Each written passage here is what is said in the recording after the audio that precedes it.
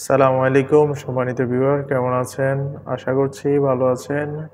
যারা আমার চ্যানেলটি সাবস্ক্রাইব করেছেন তাদেরকে অসংখ্য ধন্যবাদ। আর যারা সাবস্ক্রাইব করেন নাই অবশ্যই সাবস্ক্রাইব করে নেবেন, কারণ এখানে আপনারা নিত্য নতুন সব আপডেট পেতে যাচ্ছেন।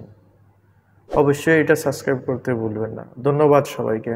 সুখবর সেটা হচ্ছে আপনার আলাবির ইমিগ্রেশন সেন্টার দুবাইতে এখন থেকে হেল্প ডেস্ক চালু করা হয়েছে প্রবাসীদের জন্য। যে কোনো সমস্যার জন্য তারা আল আবির ইমিগ্রেশন সেন্টার দুবাইতে হেল্প ডেস্কের সুবিধা পাবেন। বাংলাদেশি কনসুলেটের অনুমোদনে এখানে বসা হয়েছে দুবাই আল আবির ইমিগ্রেশন সেন্টারে। অবশ্যই এখানে গিয়ে আমাদের বাংলাদেশিরা নানা রকম সুযোগ সুবিধা পাবেন বলে আমি আশা করছি।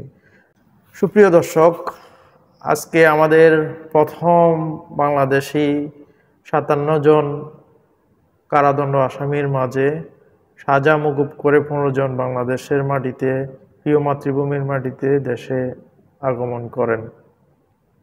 ১৫ জনের মাঝে ৩ জন ঢাকা হযরত শাহজালাল আন্তর্জাতিক বিমানবন্দর দিয়ে, আর ১২ জন হযরত শাহ আমানত বিমানবন্দর দিয়ে চট্টগ্রাম দেশে অবতরণ করেন।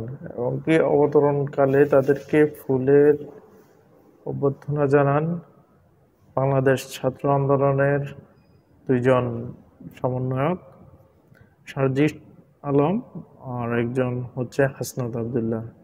এবং কি প্রবাসীরা তাদের কান্না জড়িত কণ্ঠে তাদের বিভৎস দিনগুলির কথা বর্ণনা করেন। এবং কি প্রবাসীরা বলেন, আমরা মিডিয়ামের মাধ্যমে শুনেছি ৫৭ জন, কিন্তু এখানে আরও ৫৭ জন পরের দিন গ্রেপ্তার করে মোট ১১৪ জনের সাজা হয়। এছাড়া আরও ৫০০ জনকে এই আন্দোলন চলাকালীন সময় আরও ৫০০ জনকে এরা গ্রেপ্তার করে। এবং কি আমাদের প্রবাসী ভাইদের এটা হচ্ছে তাদের বক্তব্য, তারা অনেকে ক্ষতিগ্রস্ত হয়েছেন। ২ মিলিয়ন ৩ মিলিয়ন ডলারের ব্যবসা বাণিজ্য রেখে আজকে ফকির হয়ে দেশে এসেছেন। এবং কি এই ক্ষেত্রে তারা বাংলাদেশ সরকারকে স্বাগতম জানান, প্রফেসর ডক্টর মোহাম্মদ ইউনূসকে এবং প্রধানমন্ত্রী জাহিদ আল নাহিয়ানকে। এয়ারপোর্টে হাসনাত আবদুল্লাহ বলেন, আমাদের বাংলাদেশি রেমিটেন্স যোদ্ধাগুলোকে যারা এদেশে রেমিটেন্স পাঠায় তাদেরকে এয়ারপোর্টে ওইরকম সম্মান দেওয়া হয় না। এবং কি তাদেরকে তৃতীয় শ্রেণীর নাগরিক হিসেবে সুবিধা দেওয়া হয়। তাদেরকেও হাসনাত আবদুল্লাহ আরও বলেন তাদেরকে যাতে প্রথম শ্রেণীর নাগরিক হিসেবে সুবিধা দেওয়া হয়, কারণ বাংলাদেশে প্রথম শ্রেণীর নাগরিক তাদেরকে সুবিধা দেওয়া হয় যারা দেশের অর্থ বিদেশে পাচার করে।